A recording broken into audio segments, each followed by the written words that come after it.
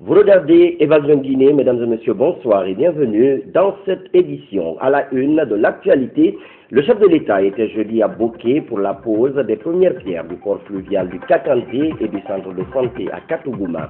Ces deux infrastructures respectives permettront de transporter la bauxite sur l'Orio-Nunez et contribuer à l'amélioration des soins sanitaires de la localité. Après 9 mois de formation intense, plusieurs agents et officiers de la police ont reçu ce vendredi leur diplôme. Ils ont été outillés en technique de sécurité urbaine, mais aussi en traitement judiciaire de la petite délinquance. Un bac, pas comme les autres sur le Niger entre Kouroussa et Garabella, sa particularité, la force physique des jeunes de la localité qui essayent de joindre les deux bouts en faisant fonctionner ce bac qui n'a ni moteur et ni câble. Mesdames et messieurs, une fois encore, bonsoir et bienvenue.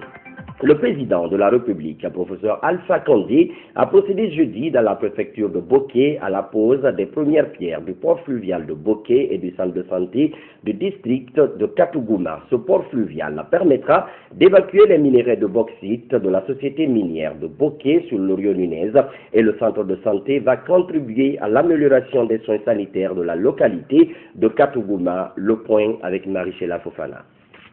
Bientôt sur ce site, un port fluvial de 4000 m². Ce port sur le Rio Nunez va permettre l'acheminement rapide de la bauxite exploitée dans la région de Boké. Il va avoir une capacité d'exploitation de 15 000 tonnes par jour. Nous sommes dans la zone bauxitique, donc, et le grand défi de la bauxite, c'est l'évacuation. Donc c'est un des moyens les plus courants, c'est lorsque les circonstances, en tout cas la topographie et la géographie le permet, c'est d'essayer d'exporter à travers des ports. Les ports fluviaux sont les plus proches des zones de production. Donc ça devient économiquement extrêmement intéressant et viable. Et ça permet surtout de désenclaver complètement la bauxite qui est en Guinée en grande quantité. À côté de ce port, un centre de santé amélioré va aussi voir le jour. Un geste Winning Alliance porte.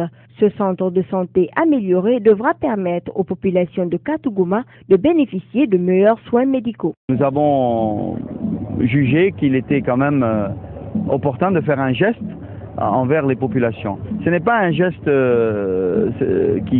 c'est pas uniquement de la philanthropie. Il s'agit de travailler pendant de longues années, pendant une dizaine d'années ensemble avec les populations. Donc pour bien prospérer, il faut que les populations également bénéficient. Par conséquent, il est important de leur construire non seulement des centres de santé, mais essayer de voir toutes les autres infrastructures, si on peut les améliorer ou les construire, pour qu'on puisse avoir un développement partagé avec les populations.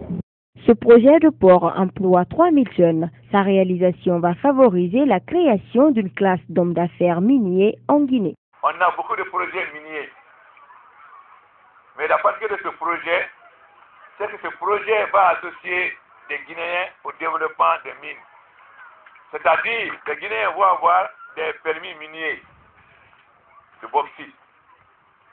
Et la société va financer ces sociétés afin de pouvoir extraire la bauxite et l'acheter. Donc, ils seront préfinancés et la bauxite sera rachetée par la société minière. Ce qui va nous permettre de créer une véritable classe d'hommes d'affaires miniers. Le consortium WAP promet des miracles. Avec un fonds de 120 millions de dollars pour le port et 500 000 dollars pour le centre de santé amélioré, il entend finir les travaux d'ici le mois de juillet prochain.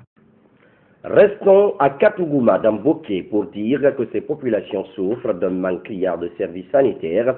La réalisation de ce centre de santé amélioré, dont la pose de la première pierre a été effectuée par le chef de l'État, suscite de l'espoir chez ces populations. Reportage signé Banjo Camara. Située à plus d'une dizaine de kilomètres de Boké Centre, la sous-préfecture de Katougouma regorge d'immenses potentialités avec 14 000 habitants. Katougouma n'a qu'un seul centre de santé qui aujourd'hui est pratiquement inexploitable. Nos enfants tombent malades de la méningite et il est très difficile de les soigner par manque d'hôpital. En cas de maladie, les habitants sont obligés d'aller à Boké Centre pour se faire soigner. Lorsqu'une femme veut accoucher, on est obligé de la mettre dans une brouette pour l'envoyer à Bokeh Centre. Le centre que nous avons n'est pas équipé et sans équipement, on ne parle pas d'hôpital.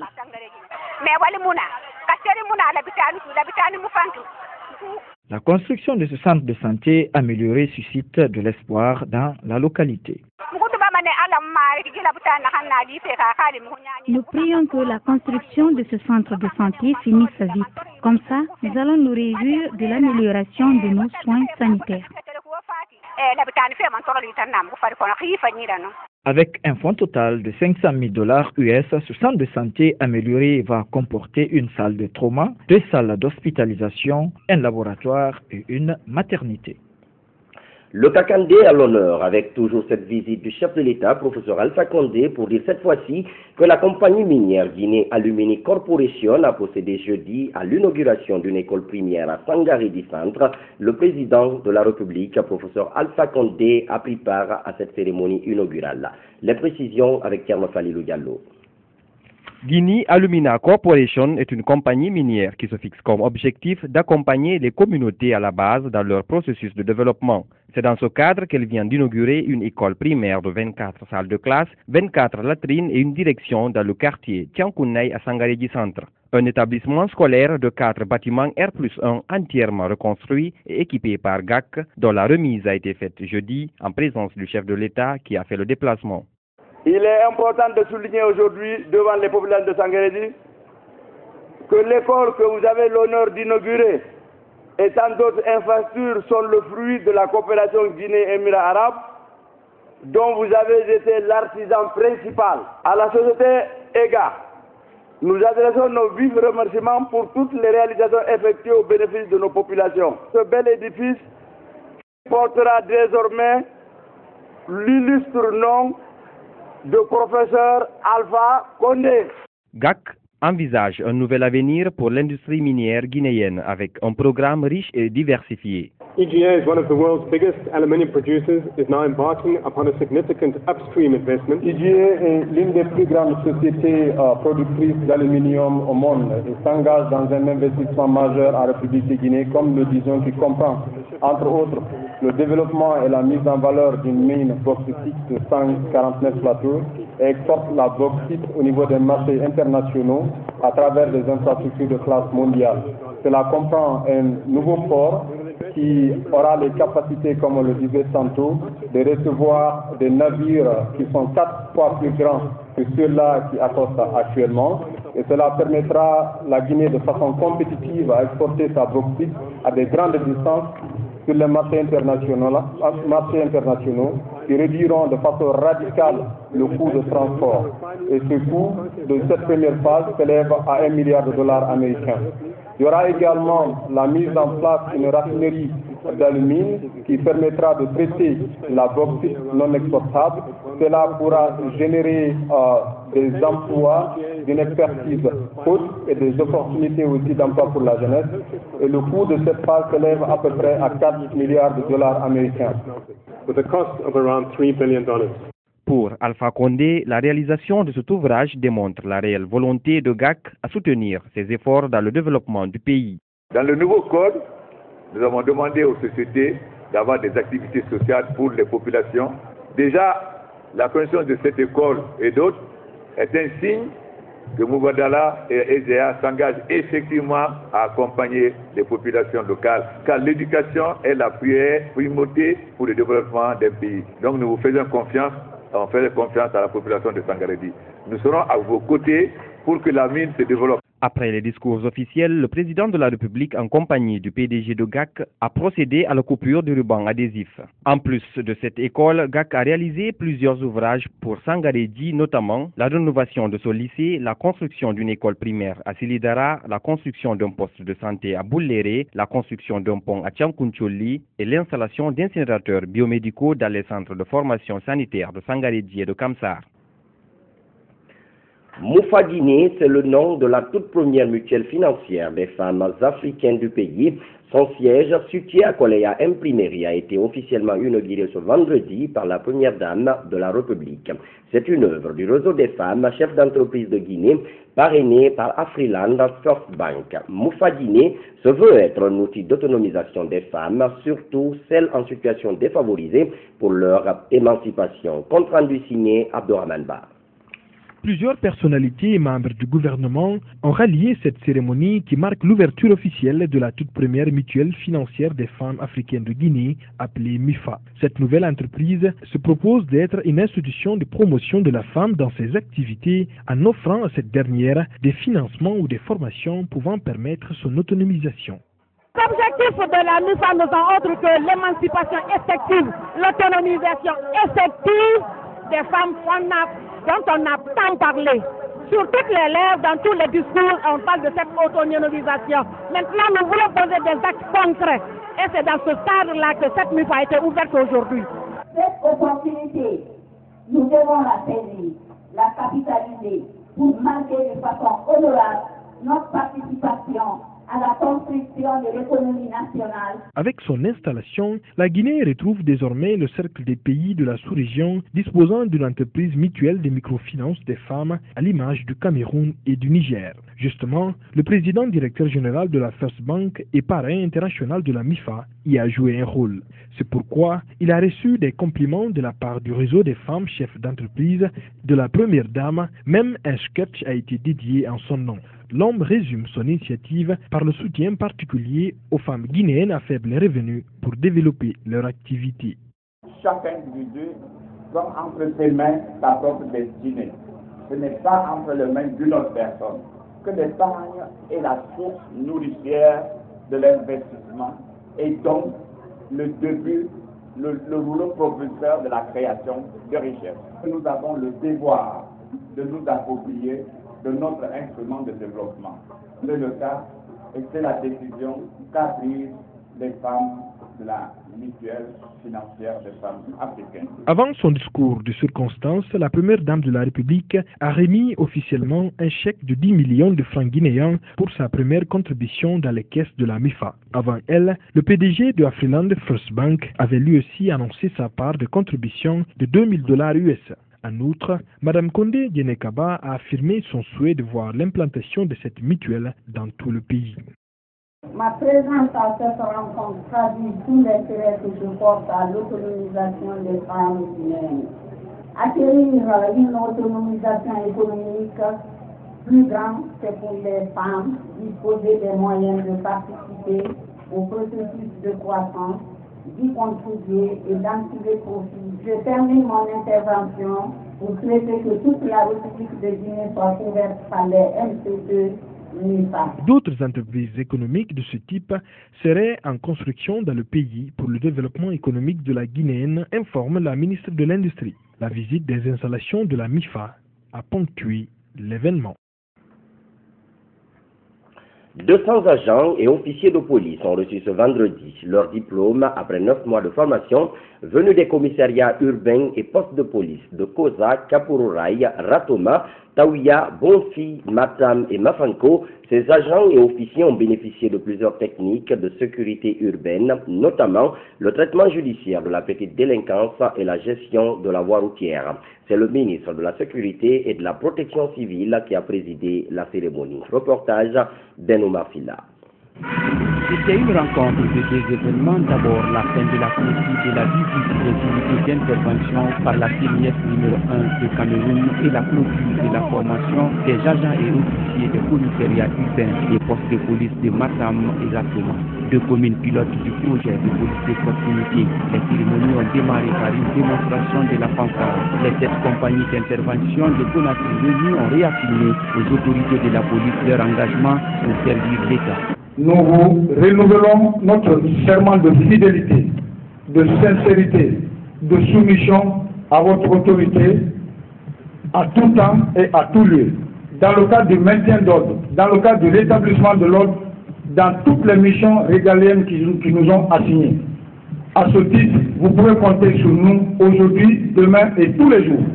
Cette visite des autorités policières aux compagnies mobiles d'intervention a coïncidé avec la remise des diplômes à 200 agents et officiers de police judiciaire des commissariats urbains et postes de police des communes de Matam et Ratoma. Ce après 9 semaines de formation sur plusieurs techniques de sécurité. En 3 semaines, les OPJ sont capables de faire des procès-verbaux de garde à vue, des avis à messieurs et mesdames les procureurs et enfin une procédure complète. Les agents ont appris des patrouilles de police de proximité, des notions de droit, des techniques d'intervention. Le directeur général de la police nationale s'est engagé quant à la pérennisation de ces acquis. Au regard de tous ces acquis, je prends l'engagement ici de ne ménager aucun effort et d'œuvrer sans relâche pour leur pérennisation, et ce avec l'appui de nos collaborateurs sans lesquels il sera utopique d'arriver aux résultats escomptés. Dans une liberté des temps, le ministre de la Sécurité et de la Protection civile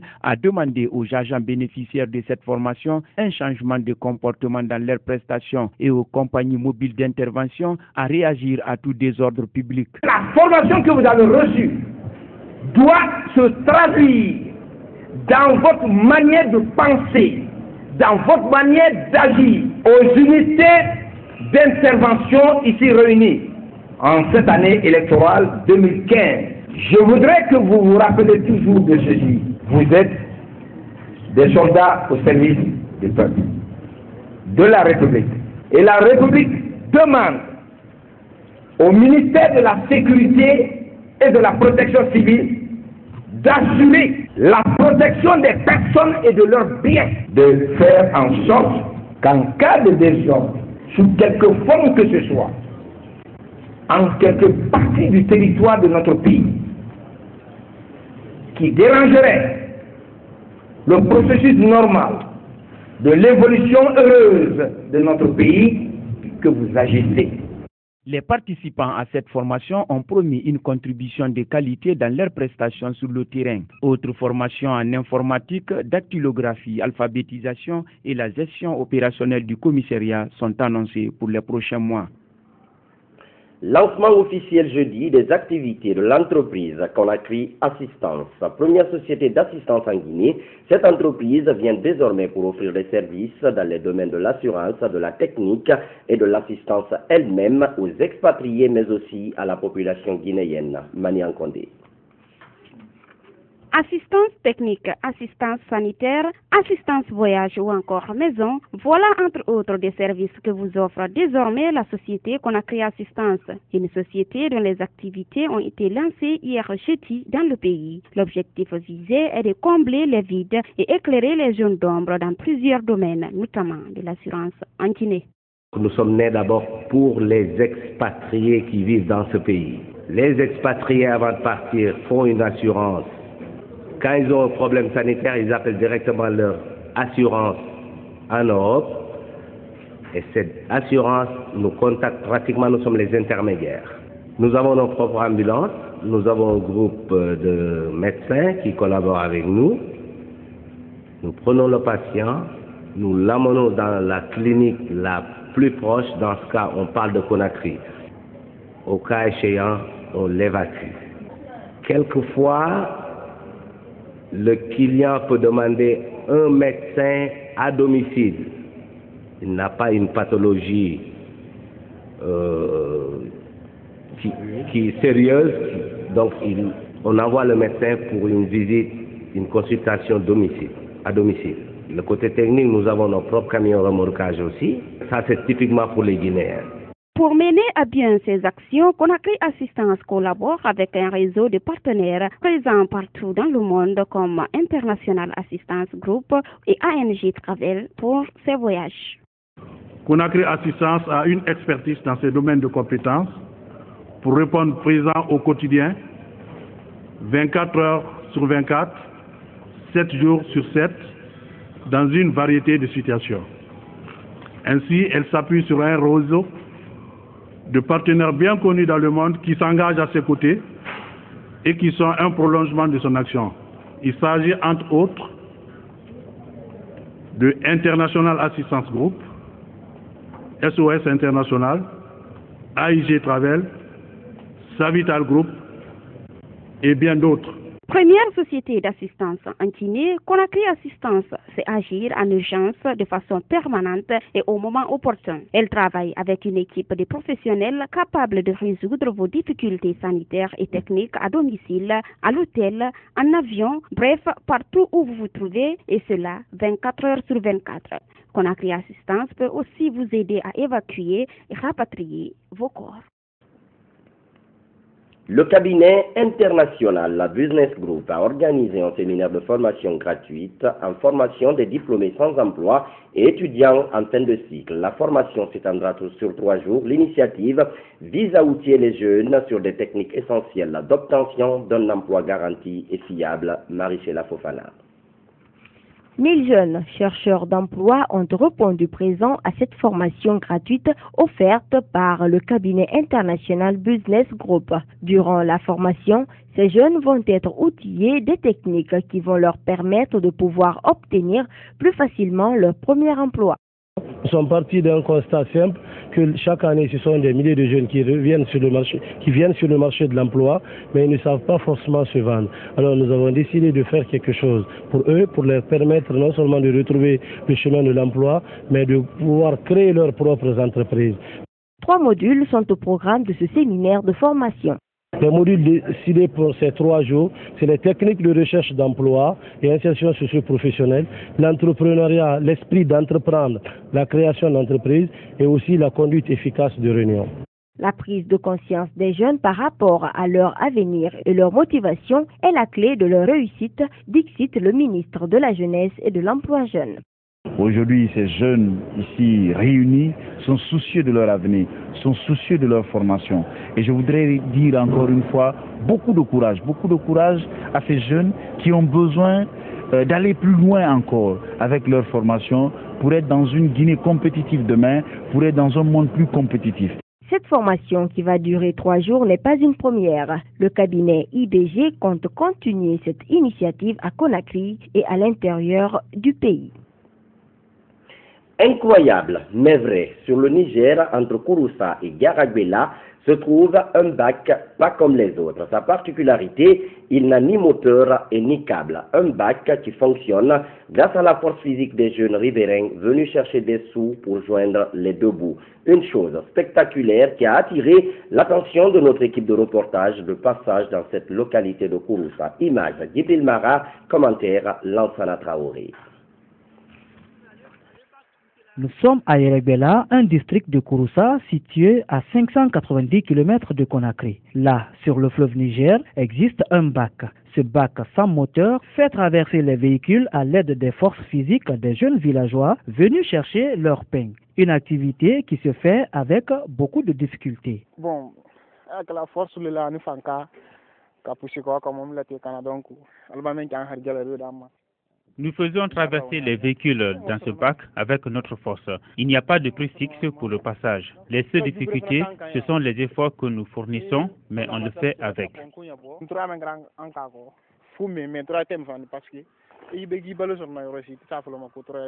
Seul moyen de traverser, surtout en période de crue, ce passage est un véritable calvaire à en croire les usagers. Oh, monsieur, sans plus tarder, sans passer à côté, c'est un calvaire.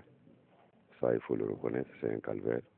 Parce que la traversée Kouroussa, Daoué, Guéréguela cause beaucoup de problèmes.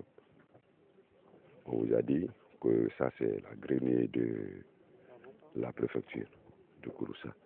Donc tous les biens de Kouroussa reposent par là. Donc c'est un coin qui est très important pour Kouroussa. Mais cette traversée, les somonos qui sont auprès de nous ici, c'est eux qui prennent ça en charge. Tu vois le bois, c'est le bois qui fait traverser les gens. C'est imprudent. Prendre 4-5 véhicules dans un bac, c'est pas facile. Donc il ne faut pas qu'on passe à côté, mon frère, c'est un calvaire la traversée. Pourtant, les autorités locales et administratives sollicitent un pont sur ce fleuve pour relier Kouroussa à son grenier. Nous avions tout le temps sollicité cela. Et le maire de la commune, les sages de Kouroussa et le député que je suis, nous avons chacun, et de façon groupée, demander au gouvernement de mettre tout en œuvre pour réaliser le pont sur ce fleuve qui va réduire les difficultés et qui va joindre désormais de façon très rapide Kouroussa à son grenier. Le grenier de Kouroussa, c'est le Sankaran. Le Sankaran se trouve derrière ce fleuve et une partie de Bérédou. Ainsi, les Kouroussaka auront accès plus facile à Bamfele, Bérédou, Douako, mais également à Farana et à Kissidou.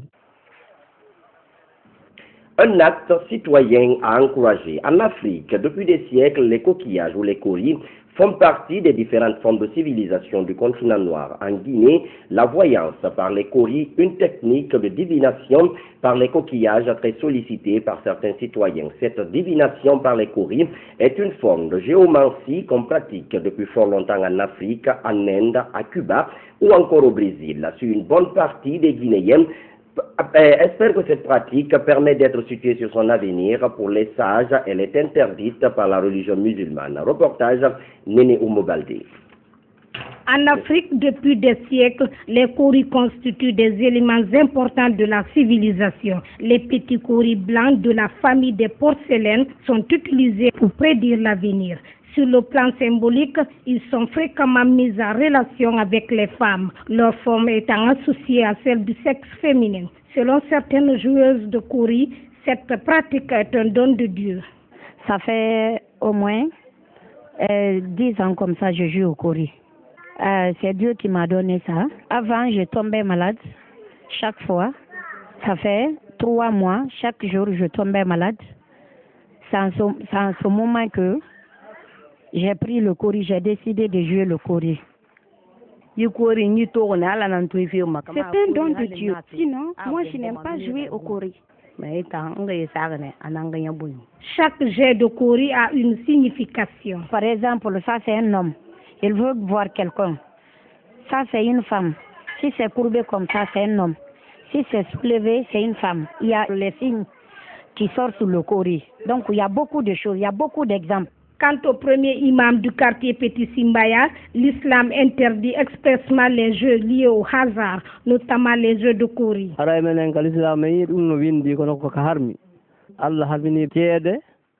L'islam interdit cette pratique et exige à tous les joueurs de kori d'abandonner. C'est un péché.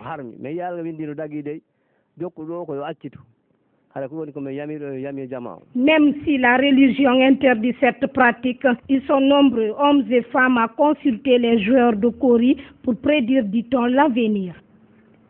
Naissance d'un nouveau comité pour la réélection du président Alpha Condé lors de la présidentielle de 2015. Il s'agit de Konya, ses sympathisants et cohabitants. Il a été officiellement présenté jeudi à la presse à Conakry, Mamadi de Condé.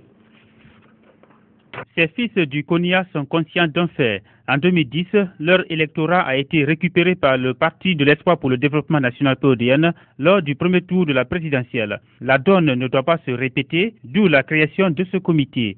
Ce comité donc ainsi mis en place,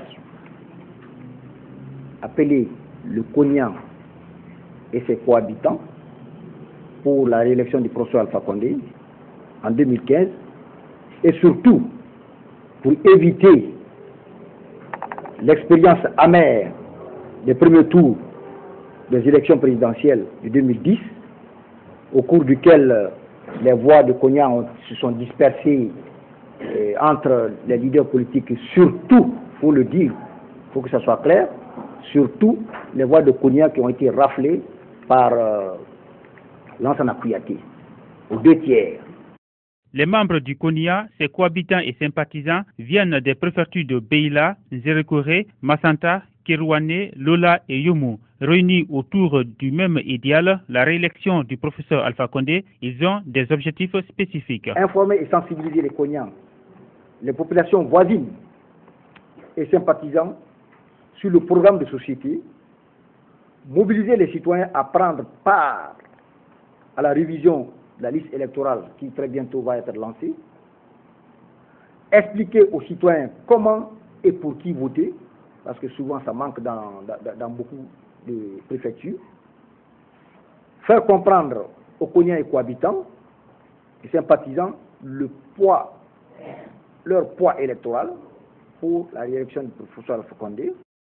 Pour atteindre ces objectifs, le comité a ses stratégies et il compte travailler avec les structures de base du RPG Arc-en-Ciel. La stratégie principale adaptée est celle de porte à porte, en expliquant le programme de société du professeur Alpha Condé, et travailler avec les structures du parti pour la mise en place des commissions électorales préfectorales chargées des élections qui suivront le processus. Le CONIA vante les réalisations du président Condé pour la communauté. Il cite entre autres de nombreuses infrastructures routières et sociales.